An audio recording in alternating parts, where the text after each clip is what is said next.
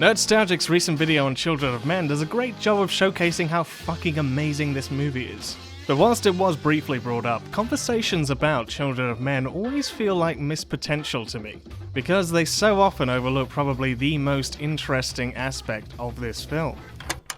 These oners are fake. Well, sort of. The four most famous long takes from this movie are all made up of multiple smaller ones stitched together.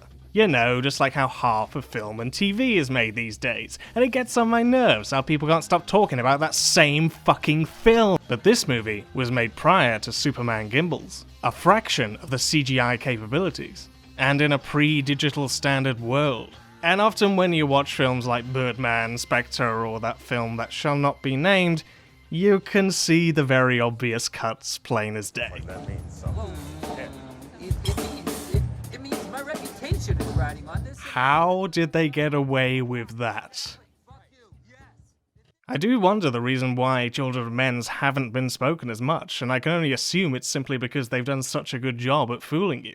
This film has a very devout following, but even I had to do some serious digging around to find anybody talking about this. The Coffeeshop Bombing is a prime example. You're probably just as miffed as I was upon finding out that this is not one shot, but two. Taking place along Fleet Street at this precise location, which I visited, nerdiest fan ever. It was, as Alfonso put it himself, a logistical nightmare, and what should have been a very obvious tip-off was 20 dead extras. Seriously, there is no way you could possibly get that many people out in at most 40 seconds. Well, if you look at the behind-the-scenes footage from the day, you can clearly see there's a shot of Theo starting from walking out. And then we see clear photographic evidence of pyrotechnics being used, that we do not see in this scene.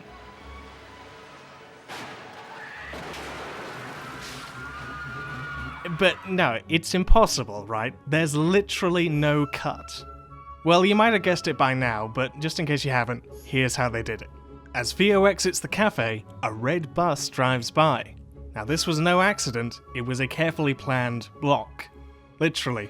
As he exits the building, the camera is briefly obscured, allowing the editor to fuse the two shots together, frame by frame, with only the darndest demon for detail noticing these disappearing reflections and the sudden turn from sunny to overcast. Not bad, huh? But what about the car scene? As Nerdstalgic pointed out in his video, there has to be a cut here somewhere because there's two different cars being used. The doggy rig throughout the majority of the sequence, and the real car at the very end. Well, in actual fact, there's not one or three, but 5. After a game of CGI ping pong, the camera does a sudden swerve to the burning car. And you guessed it, this is our first cut. Why? Well, no production coordinator in the world is seriously going to film a 1-minute long domestic scene here, with an expensive, dangerous, logistics-heavy scene featuring dozens of extras here, and also bother spending the extra time to make sure they're driving at the exact right speed to not mess everything up. You cut here, and then you reset and you redress. When Julian gets shot, we get another swivel cut, and notice how the blood thrown on the camera suddenly vanishes from view? There's a cut here. Reason? Same as before. The motorcycle crash isn't actually a cut, although it does contain a fuck ton of VFX wizardry keying out and replacing the bike and driver. After this it gets kind of foggy. The next cut could be here when the glass breaks, but I'm still not sure. When filming long takes, productions like to set potential room for error by making deliberate distraction points so they can use a better take if they want, even if they're not ultimately used in the movie. So there's always the possibility that these are the same shot. But I'd personally wager it happens here, when the camera awkwardly wobbles, conveniently allowing time to sync perfectly with the oncoming coppers, and for the road to turn from single lane to dashed. Actually guys, turns out I was wrong, there is a definite cut on the glass, seeing as you can see clearly a dirt path here transform into a brand new location here. Damn, they got me overthinking so hard I even missed the easy ones! But importantly, we're still on doggy cam. Doggy. And the final cut occurs literally right here. Because as you can see, there's a tiny amount of outside rigging visible from the inside. It's a wipe transition as old as time itself, and my god, look at this. Look at how seamless this is. As you can see, all of the cuts appear to happen next to key logistical beats in the action to allow efficient compromise between story and practicalities. Practicalities such as attaching a birthing rig to an actor. The baby birth scene is actually included in the DVD extras and you can see it for yourself. It's the first thing that got me thinking differently about this film back when I watched it in 07. The simple gist is, the cut occurs here just as Theo closes the door, and this allows the actress to get into her fake leg suit. And the rest, I won't spoil for you, go check it out, it's great. But now what about the most famous one, the Battle of Bexhill? Well, I did an exhausting search, so sit yourself down, this is a big one. The fight isn't done in Bexhill, of course, but rather 100 miles away at a disused RAF base in Upper Heyford. I had to be a proper geo-wizard in order to snuff it out, but with a little bit of help from a time machine, I finally managed to find it. This is the building where Luke and Key hold up, and opposite is where the ruined bus is. If we zoom in here, you can see there's a nook in this building which corresponds with this nook from the film. Now, the big elephant in the room here is that Bexhill Tower is all but 3 stories tall. Notice how whenever you get a good view of the building in the movie, it's almost always split down the middle, and the further up you go, the less detailed it and the lighting becomes. Somebody's been adding stories in post. But even with this interesting enough discovery, something still doesn't add up about this scene. In the first part, we see what is very clearly some sort of church steeple. But in Upper Heyford, there are none. Was this just a bit of CGI compositing? Well, yes, it probably was from this angle, but why the hell would you want to throw in a church when you don't need to? This church here is real. You guessed it, there's 2 locations being used here. 50 miles away in Bushy, there's an old Masonic school which houses the Great Hall for the first 3 Harry Potter films. And if we take a closer look from this angle, we can start to see things beginning to add up.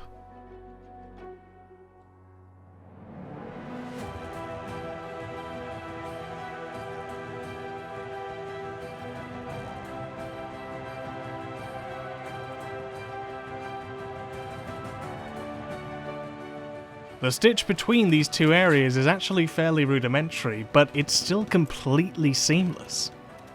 A more sneaky cut that went missing even to my eye for a good while occurs just before he enters the tower.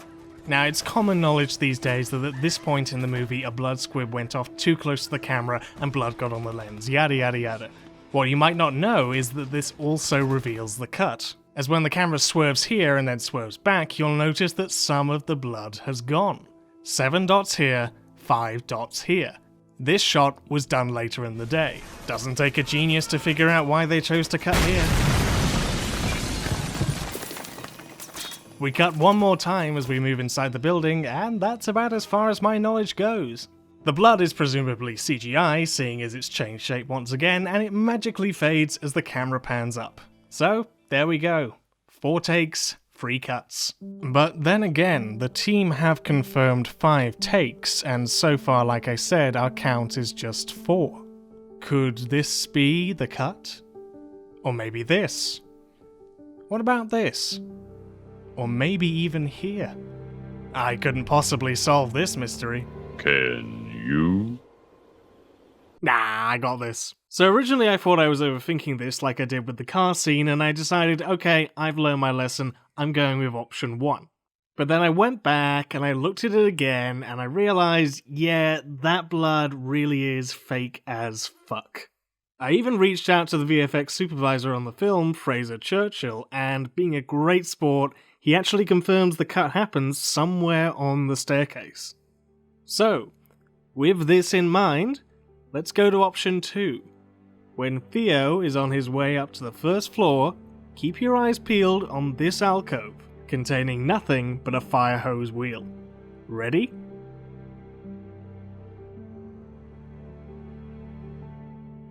That's good enough evidence for me. Mystery solved. But if editing this video is anything to go by, the real answer is, we'll never truly know. Either way, I hope what I've demonstrated here is the real reason why Children of Men deserves more than the praise that it gets. Not because of its wonders, but because of how through painstaking pre, pro, and post-production, the team fooled you into thinking that these were singles for over 15 years. These are flawlessly executed sequences that set the standard for digital stitching that everybody takes for granted these days. And I feel that the men and women who made it all possible just deserve a little bit more recognition at long last. And not just another article about a blood squib hitting the lens. I've been working on this script for over 5 years now, but I've never had the guts to take it from script to screen. Thank you to Nerdstalgic for giving me the confidence to knuckle down and make it. Bye! Still here? Want to know a bonus super tiny detail that you'd never spot?